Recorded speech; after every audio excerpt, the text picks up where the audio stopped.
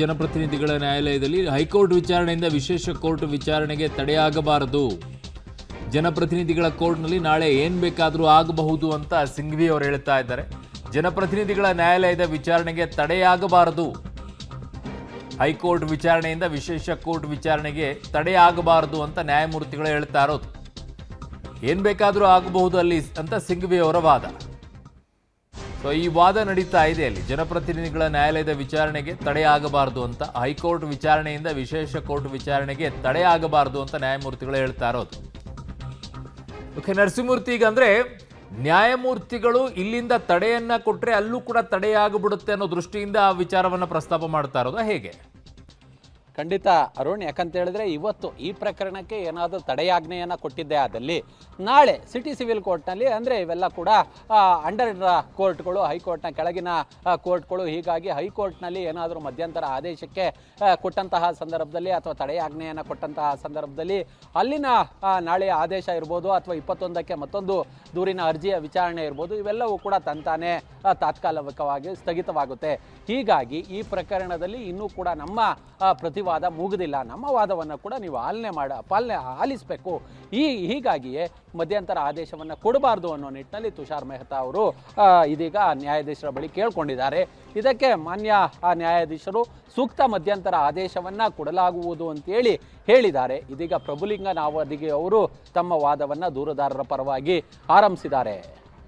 ಅವರು ಓಕೆ, ಹಾಗೆ ಇರಿ ನರಸಿಂಹಮೂರ್ತಿ, ವಾಪಸ್ ನಿಮ್ಮ ಹತ್ರ ಬರ್ತೀವಿ. ಹೈಕೋರ್ಟ್ ವಿಚಾರಣೆಯಿಂದ ಈಗ ವಿಶೇಷ ಕೋರ್ಟ್ಗೆ ತಡೆಯಾಗಬಾರದು ಅನ್ನುವಂಥದ್ದನ್ನು ಹೇಳ್ತಾ ಇದ್ದಾರೆ. ಬಟ್ ಜನಪ್ರತಿನಿಧಿಗಳ ಕೋರ್ಟ್ನಲ್ಲಿ ನಾಳೆ ಏನು ಬೇಕಾದರೂ ಆಗ್ಬೋದು ಅಂತ ಸಿಂಘ್ವಿ ಅವ್ರಿಗಿರುವಂಥದ್ದು ಕಾಳಜಿ ಇಷ್ಟೇ. ಮುಖ್ಯಮಂತ್ರಿಗಳ ವಿಚಾರದಲ್ಲಿ ನಾಳೆ ಜನಪ್ರತಿನಿಧಿಗಳ ನ್ಯಾಯಾಲಯದಲ್ಲಿ ಹೆಚ್ಚು ಕಡಿಮೆ ಆಗ್ಬಿಟ್ರೆ ಕಷ್ಟ ಆಗುತ್ತೆ. ನಾಳೆ ತನಿಖೆಗೆ ಆದೇಶವನ್ನು ಈಗ ರಾಜ್ಯಪಾಲರು ನೀಡಿದ್ದಾರೆ. ಸೊ ಆ ವಿಚಾರದಲ್ಲಿ ಹೆಚ್ಚಿನ ಬೆಳವಣಿಗೆಗಳೇನಾದರೂ ಆಗಿ ಅರೆಸ್ಟ್ ಮಾಡೋಕ್ಕೆ ಏನಾದರೂ ಅವಕಾಶವನ್ನು ಮಾಡಿಕೊಟ್ಟು ವಿಚಾರಣೆಗೇನಾದರೂ ಅವಕಾಶವನ್ನು ಮಾಡಿಕೊಟ್ರೆ ಕಷ್ಟ ಆಗುತ್ತೆ ಅನ್ನೋ ದೃಷ್ಟಿಯಿಂದ ಅವರ ಪರ ವಕೀಲರಾಗಿರೋದ್ರಿಂದ ಅವರು ಡಿಫೆಂಡ್ ಮಾಡಿಕೊಂಡು ಅವ್ರು ಮಾತನಾಡ್ತಾರೆ. ಇನ್ನೊಂದು ಕಡೆಗೆ ಈಗ ದೂರುದಾರರಾಗಿರುವಂತಹ ನಾವದ್ಗಿ ಅವರು ಹೇಳ್ತಾ ಇರುವಂಥದ್ದು ಇದಕ್ಕೆ ಯಾವುದೇ ರೀತಿಯಾಗಿ ತಡೆಯನ್ನು ಕೊಡಬಾರದು ಅಂತ ನ್ಯಾಯಮೂರ್ತಿಗಳು ಕೂಡ ಹೇಳ್ತಾ ಇರೋದು. ವಿಶೇಷ ಕೋರ್ಟ್ ವಿಚಾರಣೆಗೆ ತಡೆ ಆಗಬಾರದು ಹೈಕೋರ್ಟ್ನಿಂದಾಗಿ ಇಲ್ಲಿ ಅಂತ. ಸೊ ಹಾಗಾಗಿ ಬಹಳ ಮುಖ್ಯವಾಗಿದೆ. ಆರಂಭದಿಂದಲೂ ಕೂಡ ವಾದ ಪ್ರತಿವಾದವನ್ನು ಆಲಿಸ್ತಾ ಹೋದಾಗ ಇಲ್ಲಿ ಬಹಳ ವಿಚಾರಗಳು ಒಂದೊಂದಾಗಿ ಬೆಳಕಿಗೆ ಬರ್ತಾ ಇದೆ. ಹೊಸ ಹೊಸ ಪ್ರಕರಣಗಳನ್ನು ಬೆಳಕಿಗೆ ತರ್ತಾ ಇದ್ದಾರೆ. ಆ ಪ್ರಕರಣಗಳ ಬಗ್ಗೆ ಡಿಟೇಲ್ ಆಗಿ ಹೋಗಬೇಕು. ಆ್ಯಕ್ಚುಲಿ ಏನಿದೆ, ಆ ಸಂದರ್ಭದಲ್ಲಿ ಏನಾಗಿತ್ತು ಅಂತ ಹೇಳಿ. ನನ್ನ ಸಹೋದ್ಯೋಗಿ ನರಸಿಂಹಮೂರ್ತಿ ಸಂಪರ್ಕದಲ್ಲಿದ್ದಾರೆ. ನರಸಿಂಹಮೂರ್ತಿ, ನಾಳೆ ಜನಪ್ರತಿನಿಧಿಗಳ ನ್ಯಾಯಾಲಯದಲ್ಲಿ ಯಾಕಷ್ಟೊಂದು ಆತಂಕದಲ್ಲಿ ಸಿಂಘ್ವಿ ಅವರು ಕೇಳ್ತಾ ಇದ್ದಾರೆ? ಏನ್ ಬೇಕಾದರೂ ಆಗಬಹುದು ಅಂತ ಹೇಳಿ ಏನ್ ಸಾಧ್ಯತೆಗಳಿದೆ? ಅರುಣ್ಣ, ಗವರ್ನರು ತಮ್ಮ ಪ್ರಾಸಿಕ್ಯೂಷನ್ನಲ್ಲಿ ಒಂದು ಅಂಶವನ್ನ ಹೇಳಿದ್ದಾರೆ, ಉಲ್ಲೇಖವನ್ನ ಮಾಡಿದ್ದಾರೆ. PC Act 17A ಅಡಿ ಪ್ರಾಸಿಕ್ಯೂಷನ್ಗೆ ಅನುಮತಿಯನ್ನು ಕೊಟ್ಟಿದ್ದಾರೆ. ಅದ್ರ ಜೊತೆಗೆ BNSS 218 ಅಡಿ ಪ್ರಾಸಿಕ್ಯೂಷನ್ಗೆ ಅನುಮತಿಯನ್ನು ಕೊಟ್ಟಿದ್ದಾರೆ.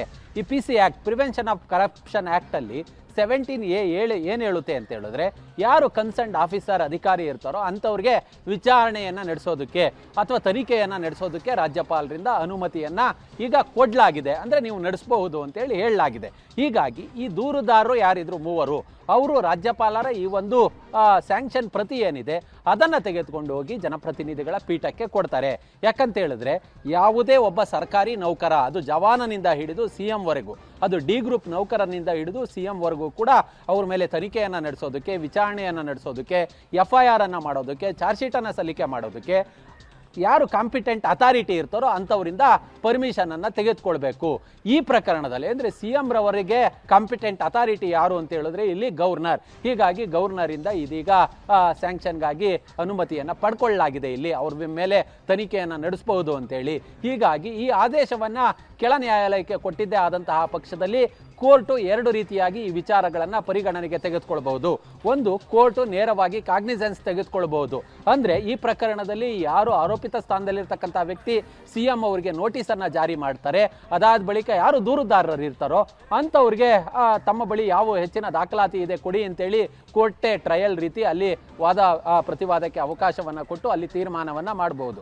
ಮತ್ತೊಂದು ಕೋರ್ಟ್ ಏನು ಮಾಡಬಹುದು ಅಂತ ಹೇಳಿದ್ರೆ, ಇದೀಗ ರಾಜ್ಯಪಾಲರು ಕೊಟ್ಟಂತಹ ಪ್ರಾಸಿಕ್ಯೂಷನ್ನ ಪ್ರತಿಯನ್ನ ಆಧಾರವಾಗಿಟ್ಕೊಂಡು ಲೋಕಾಯುಕ್ತಕ್ಕೆ ಒಂದು ನಿರ್ದೇಶನವನ್ನು ಕೊಡಬಹುದು. ನೀವು PCR ಅನ್ನು ದಾಖಲು ಮಾಡ್ಕೊಳ್ಳಿ ಅಂತೇಳಿ ಆ ಮುಖಾಂತರ ಪ್ರೈವೇಟ್ ಕಂಪ್ಲೇಂಟ್ ರಿಜಿಸ್ಟರ್ ಆದಂತಹ ಪಕ್ಷದಲ್ಲಿ ಮೈಸೂರು ಲೋಕಾಯುಕ್ತದಲ್ಲಿ CM ವಿರುದ್ಧ FIR ದಾಖಲಾಗಬಹುದು. ಈ ಆತಂಕದಲ್ಲಿ ಅಭಿಷೇಕ್ ಮನು ಸಿಂಘ್ವಿ ಅವರು ಇದ್ದಂತೆ ಕಾಣಿಸ್ತಿದೆ. ಹೀಗಾಗಿ ನಾಳೆ ಕೆಳಹಂತದ ನ್ಯಾಯಾಲಯ ಆದೇಶವನ್ನು ಕೊಡಬಹುದು. ಹೀಗಾಗಿ ತಾವು ಇವತ್ತೇ ಮಧ್ಯಂತರ ಆದೇಶವನ್ನ ಕೊಡಬೇಕು ಅನ್ನೋ ನಿಟ್ಟಿನಲ್ಲಿ ಓಕೆ